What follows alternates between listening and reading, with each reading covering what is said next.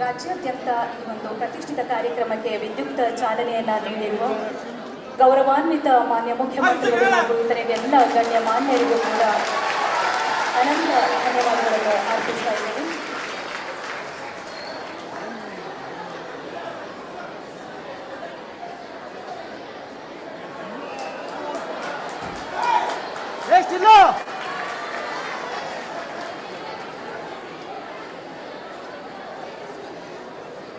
ರಾಷ್ಟ್ರ ಮಟ್ಟದಲ್ಲಿ ಪ್ರಶಂಸೆಗೆ ಪೂರರಲ್ಲಿಯೇ ಮುನ್ನುಡಿಯನ್ನು ಬರೆದು ಇದೀಗ ತಾನೇ ದಶಮಾನೋತ್ಸವ ಸಂಭ್ರಮಾಚರಣೆ ಆಚರಿಸಿದ ಬೆನ್ನಲ್ಲೇ ಮಕ್ಕಳ ಆರೋಗ್ಯದ ಹಿತದೃಷ್ಟಿಯಿಂದ ಇಂದಿನಿಂದ